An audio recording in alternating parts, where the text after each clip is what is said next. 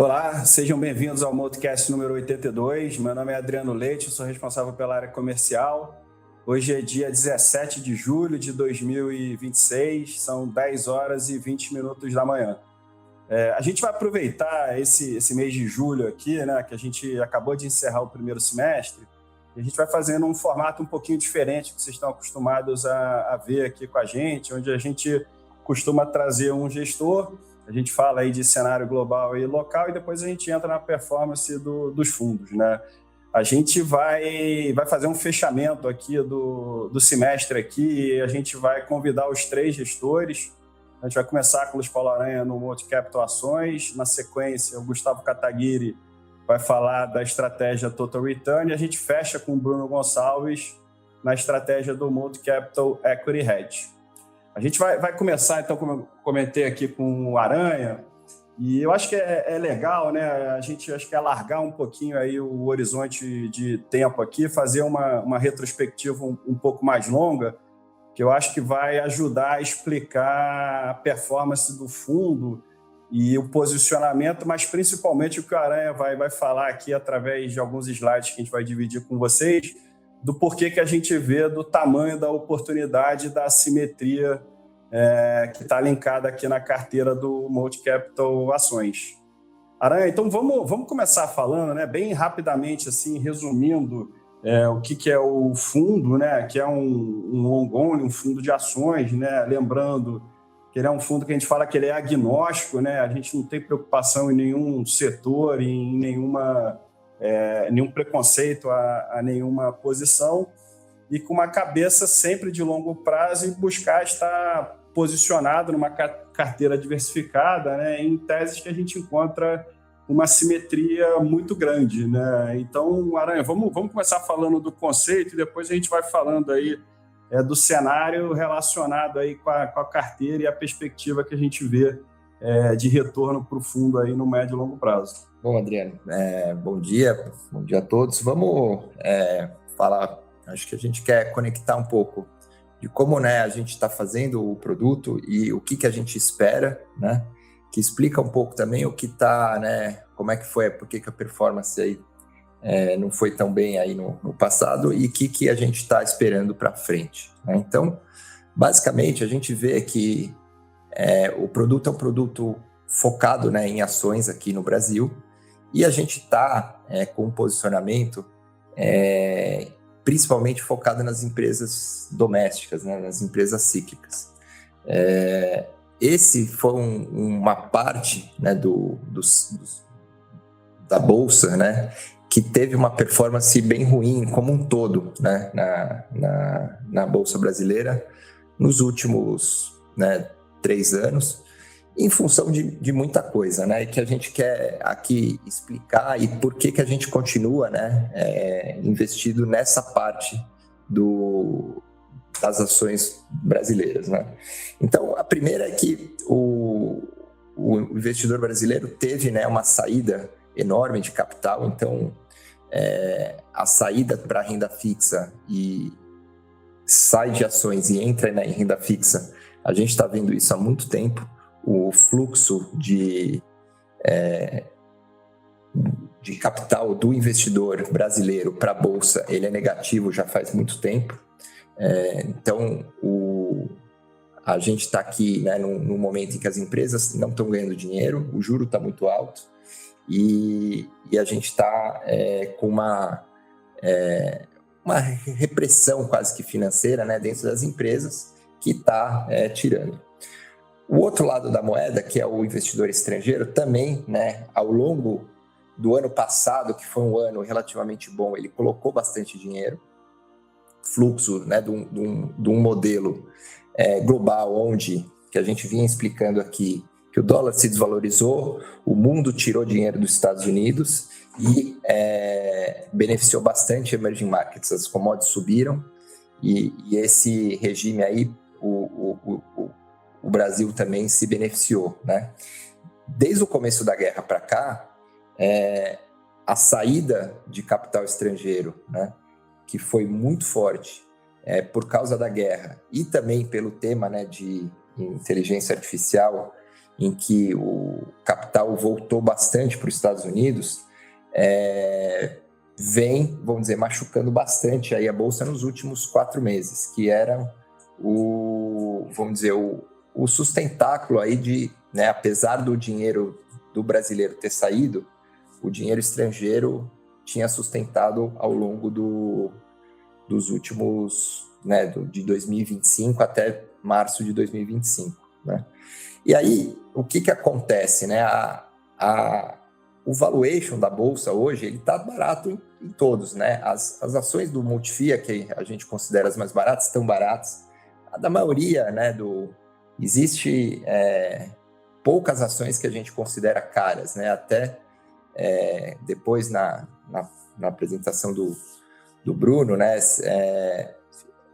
A dificuldade de você fazer, de identificar uma ação muito cara hoje está muito difícil. Por quê? Porque as ações ficaram realmente baratas, tanto em níveis históricos, relativos quanto absolutos, né? O PI da Bolsa hoje gira em torno de 8 vezes, então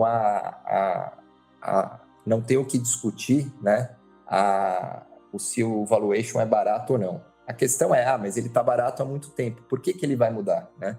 E aí são 2 pontos que a gente vem insistindo bastante no FIA e que, de certa forma, a gente acha que isso acontece num prazo curto de tempo, né? Que são uma mudança de modelo econômico no Brasil. A gente está no fim de modelo econômico, que muito provavelmente o trigger pode ser as eleições, né? Uhum. Então, quando a gente olha o que o mercado colocou no preço, né, da curva de juros, e quando a gente faz uma simulação de o que é essa curva de juros num cenário em que muda o governo, muda o regime econômico, né, eu acho que criou uma distorção tão grande quanto se tinha lá em 2015 e 2016. Então, o gap entre o que esse cenário pode trazer para as ações, ele ficou muito, muito abrupto, né? E a forma como que o mercado vem se comportando hoje em dia, ela mudou. Então, as grandes viradas, né, de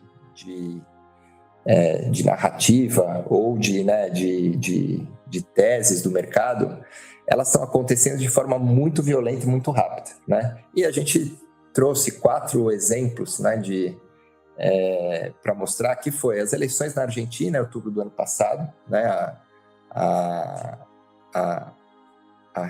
o re-rating, né, como chama, ou a virada e a mudança de precificação foi muito violenta em pouquíssimas semanas.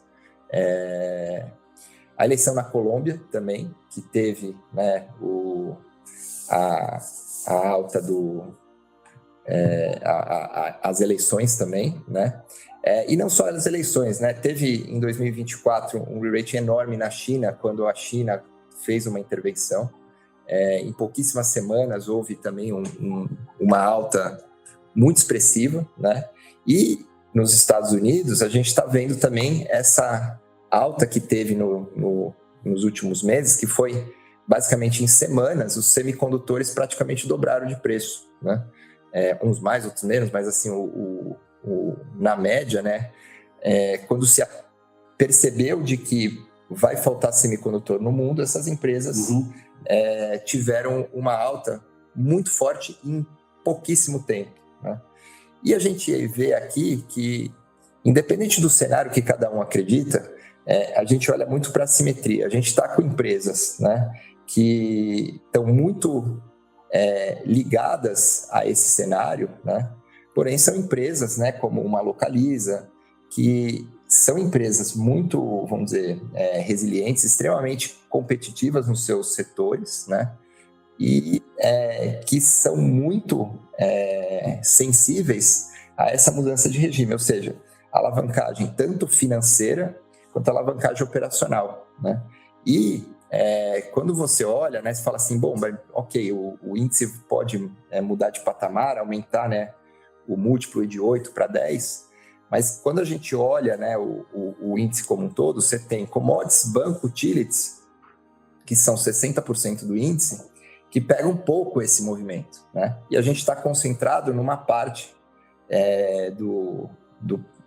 vamos dizer, da Bolsa aqui, que vem não sofrendo só na parte micro, né, que também a gente sofre, e acerta e erra, mas o macro, ele foi muito pesado, né, e o mercado penalizou demais, né, dado que a gente está vendo esse movimento, essa volatilidade muito alta dentro né?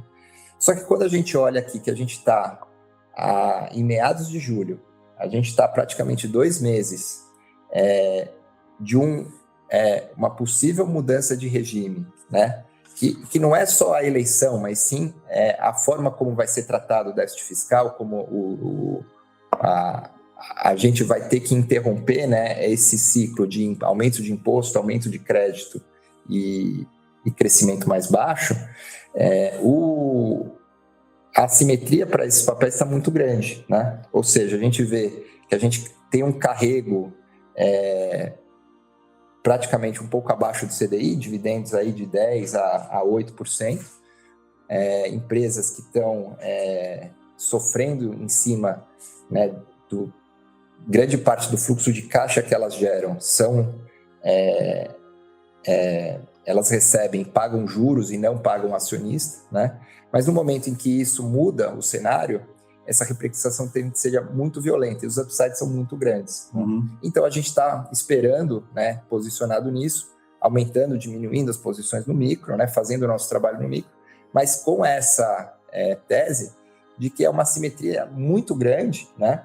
E dado o posicionamento do mercado, a gente funciona quase como um hedge, né? Porque um índice não vai conseguir pegar, um ETF não vai conseguir pegar vamos dizer, essa mudança que vai acontecer. E a gente fez isso lá em 2016 e 2017, né? Era muito nítido isso, né? Quando mudou. Não foi... engraçado que, assim, parece que foi a mudança o impeachment da Dilma, mas foi muito mais um movimento global da China que reprecificou as commodities, que também fez vamos dizer, essa reprecificação aqui no Brasil. Aqui, a gente está muito próximo disso, né? As commodities estão relativamente suportadas pelo movimento do AI, o Brasil está bem no geopolítico e ele precisa arrumar aqui, né, a questão da repressão financeira, que é esse juro mais alto, esse juro real de 10% que pune muito as empresas que a gente tem comprado, né? Então, essa que eu acho que é o panorama de como a gente está, né, se posicionando, e a gente vê que, apesar do gap que abre contra o Ibovespa, a gente vê que tem, né, o posicionamento, ele está muito assimétrico no sentido de que, poxa, existe uma probabilidade que o mercado vem descontando cada vez menor de mudança, uhum, mas ela também está cada vez mais barata, né? Uhum. E na hora que muda, você não consegue mais pegar os movimentos depois que ele acontece. Porque depois que ele acontece, fica muito difícil porque o mercado já precifica muito instantaneamente. E essa é a dificuldade hoje que está acontecendo, né? Que a gente mostrou aí desses episódios. Você descobriu que quer comprar semicondutor, mas está comprando pelo dobro do preço agora. Agora os valuations não estão mais, né, uma barganha. Então, na Argentina, a mesma coisa. Depois que o Milei ganhou as eleições, os bancos dobraram, aí, e agora, né? Sim. Então, tem esse ponto. Por isso que a gente não muda o cenário. Falar, por que você não muda o cenário, espera para depois comprar? Justamente porque a gente pode ser surpreendido a qualquer momento, né, de uma mudança, e a gente vê que o Brasil está nesse fim de ciclo econômico. Legal. Bom, vou aqui só tentar resumir tudo que você falou. Então, acho que, assim, basicamente, né, a carteira já há algum tempo, né, quem acompanha a gente aí sabe, já está exposta aí a empresas sensíveis a juros, porém com balanços sólidos, né, que tem condição de atravessar aí essa maré. E a gente acha a simetria enorme, né, dessas posições que a gente vem carregando. e falta o grande trigger, né, que pode ser eleição, mas que elas precisam necessariamente você ter uma queda estrutural de juros que a gente acha que não é sustentável. Que não é sustentável a gente manter o país nessa condição que está hoje, né? Independente das eleições. As eleições, elas podem ser o catalisador. E o catalisador, ele praticamente precifica 80% instantaneamente. E essa que é a dificuldade, né, de você ficar fora hoje. Legal. E, assim, só para dar um fechamento aqui, carteira, algum destaque assim que você acha que vale a pena mencionar em termos de posicionamento? A gente segue, né, comprado nessas cíclicas domésticas, né? Então, as principais posições são a Localiza, o Assaí, as empresas de educação. Esse é, vamos dizer, as principais posições. A gente tem alguma coisa, né? Em commodities a gente tem os Minas.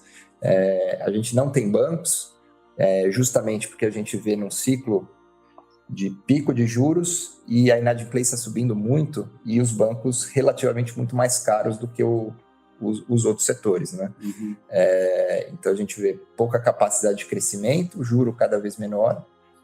Existe histórias, né, pontuais, mas que a gente acha que as outras empresas são mais atrativas do ponto de vista de valuation.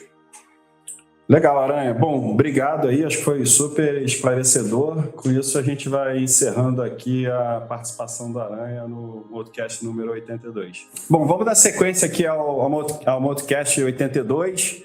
Agora o Gustavo Kataguiri falando da estratégia do Moto Capital Total Return.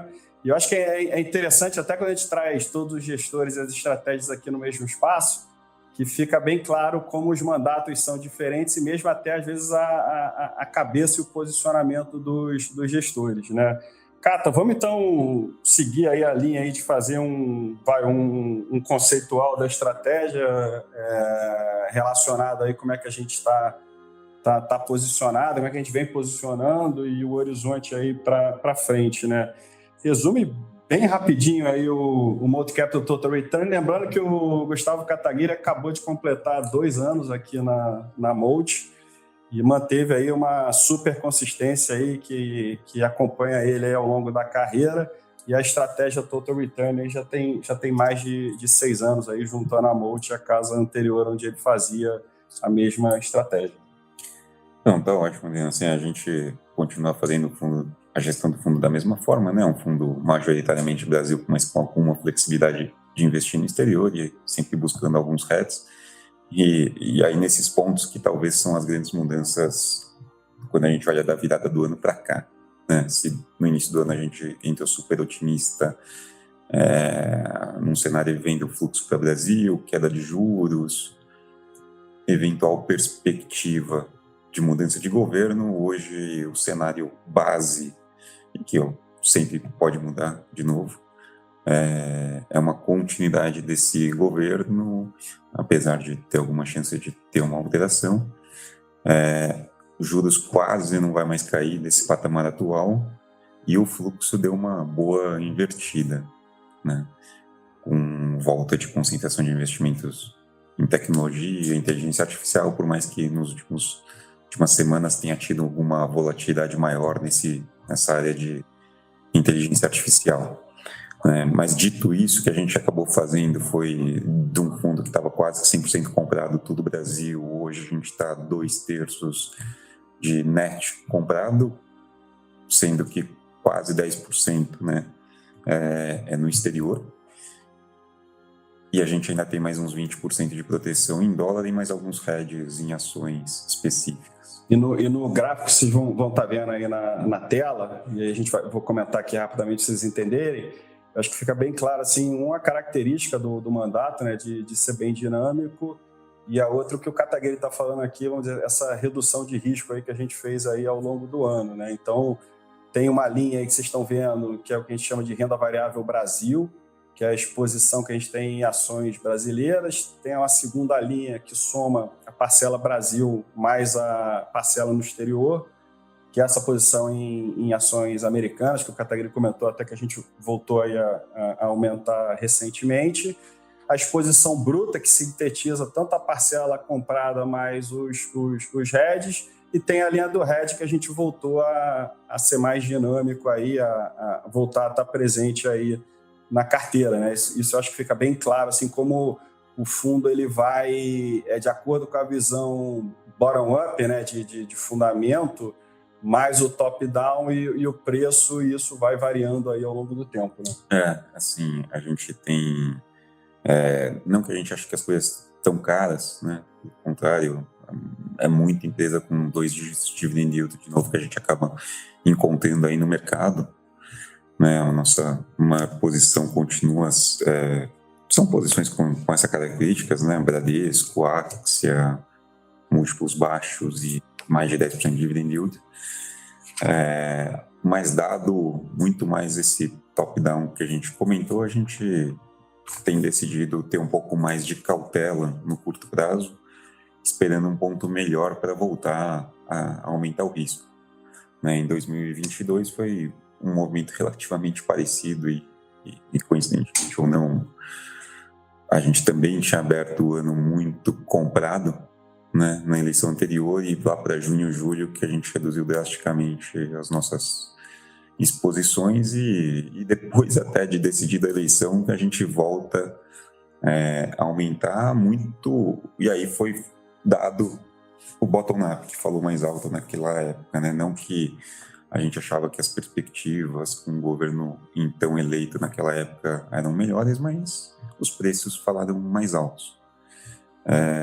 Mas a nossa filosofia de sempre olhar muito vantagens competitivas da empresa, geração de caixa e pagamento de dividendos, eu acho que é um momento que a gente sempre valorizou, mas ainda dá mais atenção nesse cenário que a gente acaba de comentar.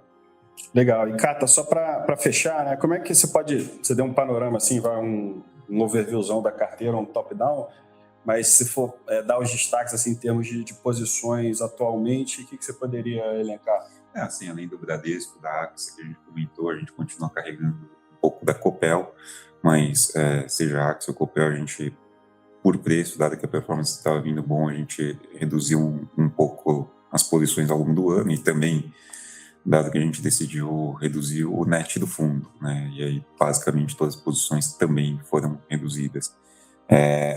Além disso, a gente carrega outras posições que a gente considera relativamente estáveis e defendidas, com dinâmicas boas, né? Então, Iguatemi, que a gente acha que tem um retorno implícito ali de NTNB mais 5%, né? Então, daria quase que o NTNB mais 12%, né? Quer dizer, inflação mais 12%, né? E está basicamente exposto às grandes marcas, alta renda, e continuam vendendo super bem, apesar de toda essa volatilidade do Brasil. Legal, Cata. Bom, obrigado. Com isso, a gente encerra aqui a participação do Gustavo Kataguiri no Multicast, e até o próximo. Tá ótimo, pessoal. Obrigado. Bom, agora vamos dar sequência aqui ao Multicast 82, fazendo encerramento aqui com o Bruno Gonçalves, que está aqui na Multi há 8 anos, praticamente aí desde o início, participando ativamente aí da gestão do Equity Hedge.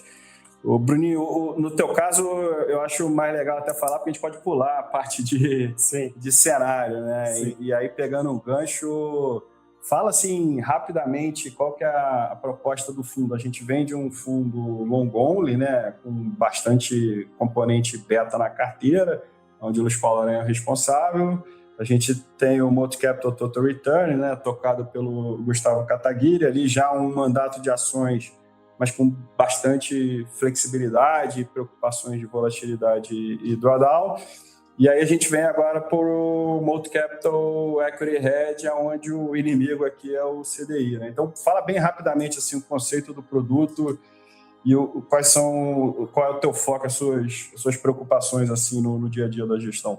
Prazer estar aqui pela primeira vez no Multicast, e é bem isso, né? Assim, o Equity Hedge, a cabeça do fundo, a estrutura do fundo é ser um fundo agnóstico em relação ao cenário, porque ele carrega posições long and short que não são direcionais, ou seja, é esperado que o fundo tenha um beta muito próximo de 0 e que ele atue da mesma maneira em cenários turbulentos de política, cenários econômicos que são muito incertos, porque o desafio e a parte interessante desse produto é que o que me importa são as diferenças de valor relativa entre as empresas e o quanto eu concordo ou discordo com essas diferenças relativas entre elas. Então, é um fundo que, por definição, ele é construído do micro para o macro e não, muitas vezes, do macro para o micro. Então, você não vai ver, eu tendo aqui, isso pode ser bom ou ruim, né, Adriano? Mas você não vai ter, no meu caso, grandes opiniões sobre ciclo macro, você não vai ter, no meu caso, grandes opiniões sobre político, você vai ter muito mais opiniões minhas aqui sobre relativo entre as empresas. É o que a gente chama, assim, né, um jargão no mercado que a gente fala que é buscar o alfa puro, né, ou seja, tudo que a gente falou aqui, né, com a participação do Cato e do Aranha, de eleição, cenário global, etc. e tal, é óbvio quando ele fala assim que não passa ao largo, ele analisa, obviamente, mas não é uma componente determinante na hora que você está montando o portfólio, né? E pelo contrário, na verdade, você olha numa ótica de risco, né? Ou seja, o portfólio está exposto a alguma variável ou não, porque a ideia é você ter o mínimo de exposição a qualquer temática ou direcionamento de mercado. Exatamente, assim, se a gestão de portfólio é bem feita e a construção ela é adequada, eu não vou carregar riscos que sejam direcionais, e daí a gente pode aqui estar falando de diversos riscos que muitas vezes aparecem de diversas maneiras no portfólio e traduzidos muitas vezes de formas que a gente não consegue detectar. Então, se a gestão e se a construção aqui é bem feita, eu não quero ter uma posição direcional nesses diversos fatores que a gente chama aqui de risco, né? Então, eu quero ter posições casadinhas, posições indo bem para o micro das empresas, observando quais são as empresas que a gente acha que são adequadas, quais são as empresas que a gente acha que estão sobrevalorizadas, quais são as empresas que a gente acha que o mercado está punindo demasiadamente, a gente monta essas posições relativas e olha o portfólio de uma maneira ali, holística para entender se ele está feito de uma forma que vai nos proteger tanto em cenários de disrupção de correlações e também em cenários em que tudo está andando e a gente aqui, por alguma maneira, ficou short ou ficou long de uma maneira incorreta. Então, essa é a arte desse produto. Legal. E aí vamos falar um pouquinho aí, dar um overview da carteira, né? Lembrando que o fundo ele tem uma exposição bruta máxima aí de 165%, ou seja, a parcela comprada mais a parcela vendida em módulo, né? E a exposição líquida ela pode variar de mais menos 20%, mas como o Bruno enfatizou diversas vezes aqui, ele é um produto que o voo de cruzeiro dele aí é rodar próximo do zero, né? Como é que o fundo fechou em termos de exposição bruta? Acho que foi próximo aí a 120%. E como é que ele está posicionado hoje em dia? E a gente está entrando agora na divulgação de balanços, né? Que é uma época animada para os gestores de ações. E para quem faz long short é mais animado ainda, porque como a carteira é mais diversificada, sim, a chance de você ter exposição a uma determinada empresa, ela é bem maior, né? Exatamente, assim, temporada de resultado, ela historicamente é uma temporada em que há bastante quebra de correlação entre empresas do mesmo setor. Então, o fundo ele fechou com 120 de gross e eu venho reduzindo esse 120 de gross para próximo de 100 por um fator que você acabou de citar, mas também porque o regime de volatilidade do mercado tem aumentado um pouco na margem. Então, eu prefiro usar como output a volatilidade do mercado do que propriamente o estabelecer ali em pedra que o gross do fundo vai ficar num nível ali de 120, 140. Então, eu gosto de usar isso mais como um controle de risco do que qualquer outra coisa. Então, sim, a temporada de resultado nesse segundo tri, especialmente, ela vai ser muito importante, porque a gente vai começar a vislumbrar o que vai ser 2027. Então, na minha cabeça, o que eu gosto aqui de fazer? Primeiro, posições long. Tem que ser as posições em que a gente tem um conforto muito grande de empresas com vantagens competitivas claras, com fundamentos sólidos, com operacional indo bem, porque a gente sabe que vai passar por um segundo semestre ali turbulento e a gente olha para 2027 e esses são os grandes candidatos a não terem grandes revisões para baixo de operacional e muitas vezes para cima. E por outro lado, a gente gosta dessas posições short em empresas que a gente não encontra tanto isso ou que o mercado já colocou isso muito no preço. Legal, e aí as maiores exposições, assim, os pares, né, na foto atual estão mais direcionados nos setores, acho que é financeiro, utilities, arbitragem, e aí depois vai mais pulverizado em outros setores, né? É isso, acho que a cara do fundo hoje está com exposições maiores no setor financeiro, dá para você fazer mais pares no setor financeiro hoje, né, pelo tamanho do setor, pela relevância que eles têm na bolsa e pela capacidade da gente conseguir montar posições long e short de uma maneira bem ágil, né? O setor de utilities, idem, então a gente vai carregar essas duas grandes exposições setoriais, obviamente casados, né? Setor financeiro com setor financeiro, utilities com setor de utilities, arbitragens naturalmente casadas de largada, né? Então, o fundo hoje ele está com uma exposição maior nesses dois setores e a gente tem ainda algumas posições de empresas do setor de varejo, a gente tem algumas exposições em commodities também, para passar por essa temporada de resultados, tentando capturar essas boas assimetrias que a gente vê ao longo do tempo. Então, acho que a gente está num momento que está bem difícil de achar short, porque está tudo muito barato, mas assim como o short está barato, o long também está barato. Então, a gente não fica tão preocupado nesse sentido, porque a gente sabe que as empresas que a gente está carregando hoje, elas são vencedoras de longo prazo. Legal. Bom, Bruninho, obrigado aí pela participação. E com isso a gente vai encerrando aí o Motocast número 82. Agradecendo principalmente a você aí que teve a oportunidade de nos ver e ouvir. Ótimos investimentos e até o próximo podcast. Obrigado.